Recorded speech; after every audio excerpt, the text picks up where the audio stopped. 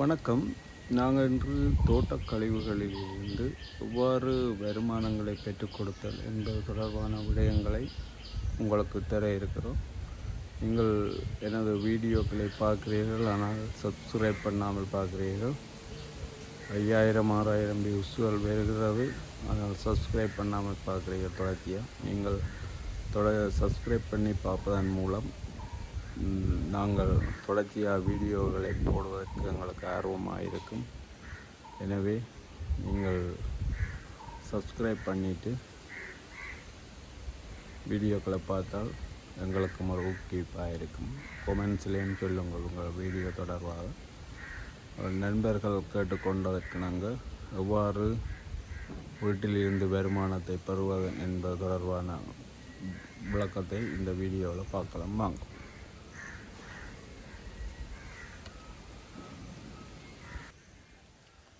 தாவரக் கழிவிலிருந்து எவ்வாறு நாங்கள் வருமானத்தை பெருக்கின்ற தொடர்பாக பார்க்க போகிறோம்.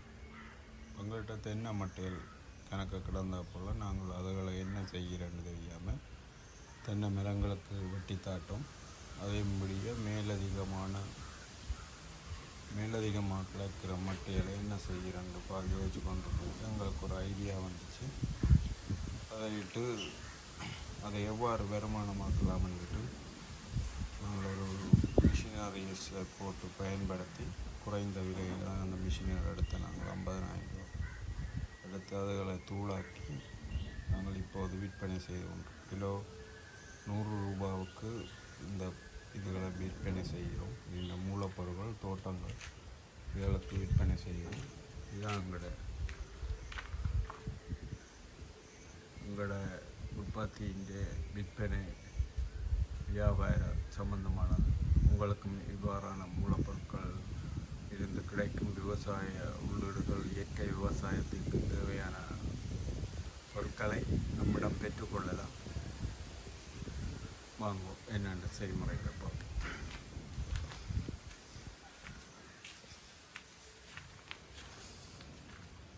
இந்த மட்டைகளில் இருந்து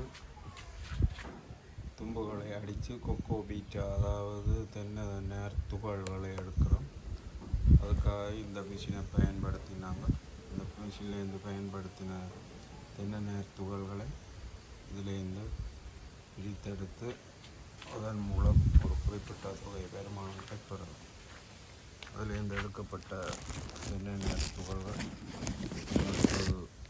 விற்பனைக்காக எடுத்து வைத்திருக்கிறோம் மூளையில். அடுத்து இதைத்தான் அரித்து எடுத்து தென்னை துகள்களை அரித்து எடுத்து அதுகளை பயன்படுத்தி இது அந்த நாற்று மேடைகள், நாற்று பைகள், க்ரோ பேக், மாடித்தோட்டம் போன்றவற்றை செய்வதற்கு இந்த துகள் பயன்படுகிறது. இது பேரம் குறைந்தது, நீரினை தேக்கி வைத்து கொள்ளக்கூடியது. இதோடு இயற்கை பசுளையையும் சேர்த்து நாங்கள் கலந்து மண் ஒன்றுக்கொன்று என்ற விகிதத்தில் கலந்து செய்வதன் மூலம் பயிர்கள் செழிப்பாக வளரும், பராமரிப்பு குறைவு என்பதுடன் மிக வேகமாக வளரும். அதிலிருந்து நாங்கள் விளைச்சல்களையும் அதிகமாக பெறலாம். அதோடு தென்னையிலேயே 2வது உற்பத்தியாக சிப்ஸுகள், சின்னஞ்சின்ன வெட்டின பிறகு சிப்ஸாக வரும். அதுவும் இந்த ஏற்றுமதி நோக்கத்திலேயும் செய்கிறோம். குறிப்பாக எங்கள் யாழ் மாவட்டத்தில் உள்ள உட்கார்ந்த கடைகளுக்கு நாங்கள் இதுகளை விநியோகித்து வருகிறோம். அதனால் இந்த சிப்ஸின்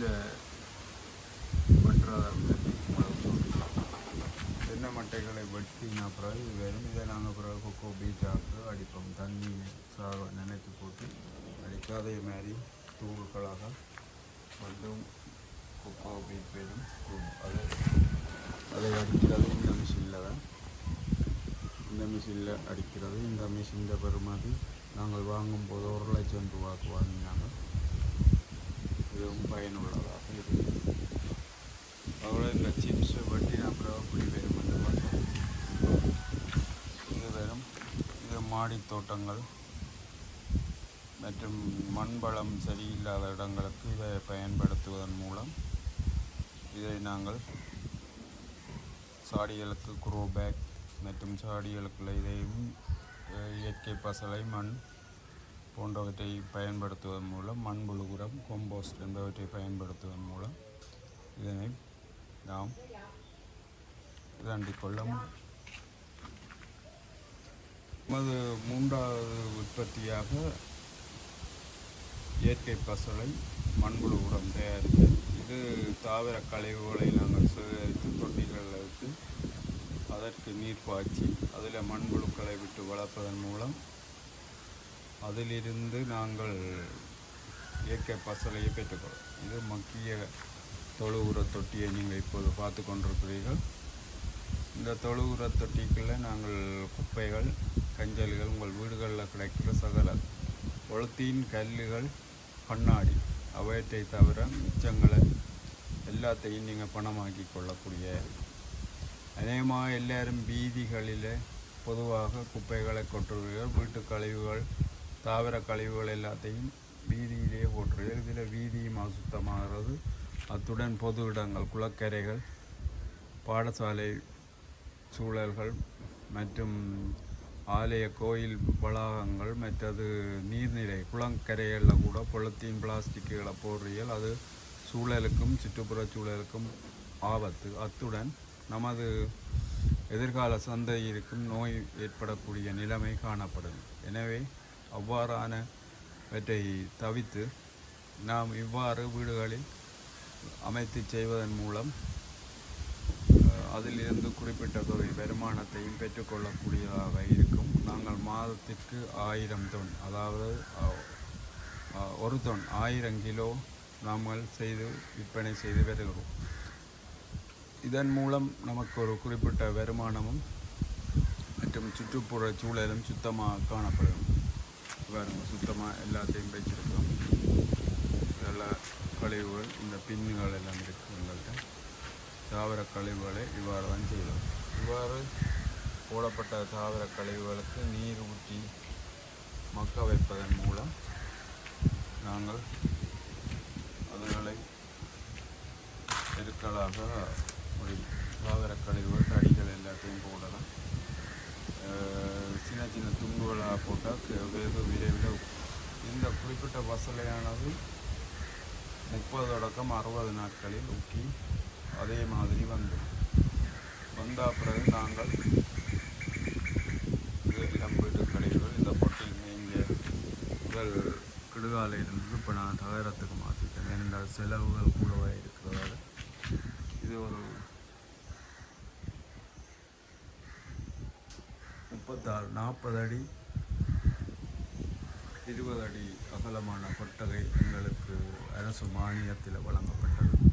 இந்த இயற்கை பசலை செய்வதற்காக அதிலிருந்தே நாங்கள் இதுகளை செய்து கொண்டிருக்கிறோம்.